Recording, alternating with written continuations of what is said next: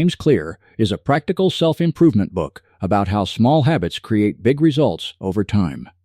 The main idea of the book is simple. Real change does not usually come from one huge breakthrough. It comes from tiny actions repeated consistently. Clear calls these actions atomic habits because they are small but powerful. Like atoms, they are the building blocks of something much larger. The book begins with the idea that people often overestimate the importance of big goals and underestimate the power of small daily improvements. If you improve by just 1% every day, the result may not look impressive at first. But over weeks, months, and years, those tiny improvements compound. In the same way, small bad habits also compound. A small unhealthy choice today may not ruin your life, but repeated for years, it can create serious consequences. Clear explains that habits are like compound interest for self-improvement. The effects are often invisible in the beginning. This is why many people give up too early. They start going to the gym, eating better, writing, reading, or saving money, but when they do not see quick results, they feel discouraged. Clear calls this the plateau of latent potential. Progress often feels slow until suddenly the results become visible. Just like ice does not melt until it reaches the right temperature, habits often need time before they show obvious change. One of the most important messages of the book is that goals are not enough.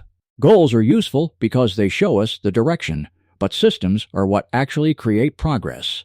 A goal is the result you want. A system is the process that gets you there.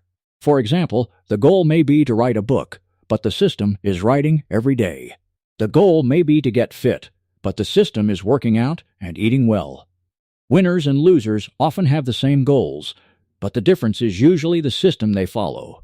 Clear argues that instead of obsessing over outcomes, we should focus on building better systems. If your system is strong, results will eventually follow.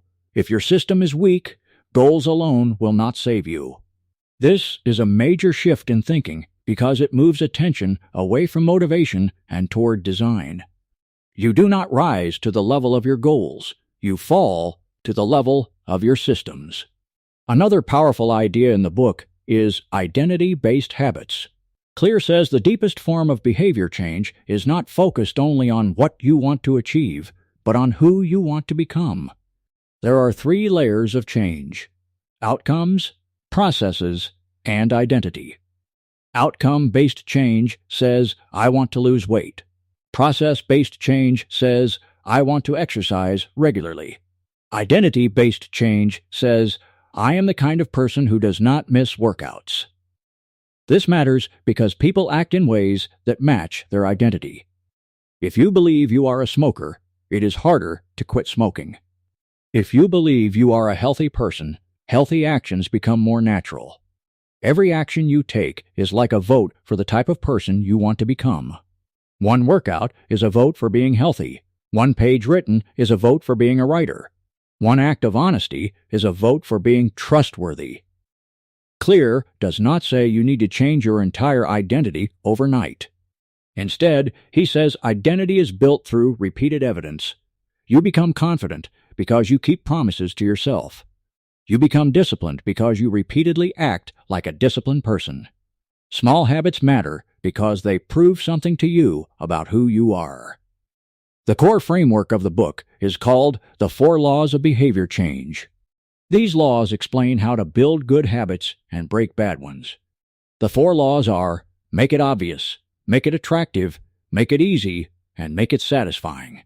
The first law is make it obvious. Habits often begin with a cue. A cue is something that triggers a behavior. For example, seeing your phone may trigger checking social media. Seeing your running shoes may trigger going for a walk. Clear suggests that we should design our environment so the cues for good habits are visible and clear. If you want to drink more water, keep a water bottle on your desk. If you want to read more, place a book on your pillow or beside your chair. If you want to practice guitar, keep the guitar in the middle of the room instead of hidden in a closet. One useful technique is habit stacking. This means connecting a new habit to an existing habit. The formula is after I do this current habit, I will do this new habit. For example, after I pour my morning coffee, I will write one sentence in my journal. After I brush my teeth, I will do 10 push-ups. By linking the new behavior to something you already do, you make it easier to remember. The second law is make it attractive. People are more likely to repeat habits that feel appealing. Clear explains that dopamine, the brain's motivation chemical, rises not only when we experience pleasure, but also when we anticipate pleasure. This means cravings are powerful. We do not only want the reward, we want the feeling of expecting the reward. To make a good habit attractive, you can pair something you need to do with something you want to do. This is called temptation bundling. For example, you might only listen to your favorite podcast while exercising, or you might only watch a favorite show while folding laundry. By connecting a difficult habit with an enjoyable activity, the habit becomes more appealing. The third law is make it easy. Clear says many people fail because they make habits too difficult at the start. They try to change their whole life in one day. Instead, he recommends reducing friction. The easier a habit is, the more likely you are to do it. If you want to work out in the morning, lay out your gym clothes the night before. If you want to eat healthy, prepare healthy food in advance. If you want to avoid distractions, keep your phone in another room. One of the most famous ideas in the book is the 2-minute rule. When starting a new habit, make it take less than 2 minutes. Read before bed becomes read one page. Go for a run becomes put on running shoes. Write an essay becomes open the document.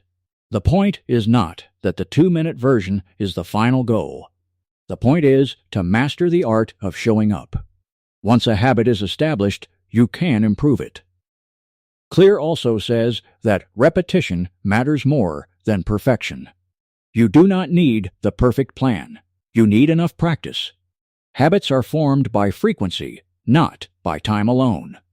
The more often you repeat an action, the more automatic it becomes. The fourth law is make it satisfying. The human brain is more likely to repeat behaviors that feel rewarding. The problem is that many good habits have delayed rewards, while bad habits often have immediate rewards. Exercise may improve health later, but sitting on the couch feels good now. Saving money helps later, but spending money feels good now. To build good habits, we need to add immediate satisfaction. One way to do this is habit tracking. Marking an X on a calendar, checking off a task, or watching a streak grow can feel rewarding. It gives immediate evidence that you are making progress. Clear also gives one very important rule: never miss twice. Missing one day is normal. Missing 2 days can become the start of a new bad habit. The goal is not perfection. The goal is to return quickly. To break bad habits, Clear says we should invert the 4 laws. Instead of making a habit obvious, make it invisible. Instead of attractive, make it unattractive. Instead of easy, make it difficult. Instead of satisfying, make it unsatisfying. For example, if you want to stop checking your phone, keep it in another room. If you want to stop eating junk food, do not keep it in the house. If you want to spend less money, remove saved card details from shopping apps. The book also explains the importance of environment. Clear argues that self-control is often overrated. People with strong discipline are often better at avoiding temptation, not just resisting it. Your environment shapes your behavior. A messy desk can lead to distraction. A kitchen full of unhealthy snacks can lead to overeating. A room designed for focus can make work easier. Instead of depending only on willpower, design your surroundings to support the person you want to become. Another key lesson is that habits must continue to evolve. Once a habit becomes automatic, there is a risk of becoming careless or bored. Clear explains that mastery requires both repetition and reflection. You need to keep practicing, but you also need to review your progress and adjust. Successful people are not those who never get bored. They are the ones who keep going even when the habit becomes ordinary. In simple words, Atomic Habits teaches that small actions, repeated consistently, shape your identity and your future. You do not need to transform your life overnight. You need to make good habits obvious, attractive, easy, and satisfying. You need to make bad habits invisible, unattractive, difficult, and unsatisfying. Most importantly, you need to focus less on huge goals and more on daily systems. The main message of the book is that tiny changes can create remarkable results. Every small action is a vote for the person you are becoming. Change does not happen through motivation alone. It happens through better systems, better environments, and repeated habits. If you improve your habits, even slightly, your life can move in a completely different direction over time.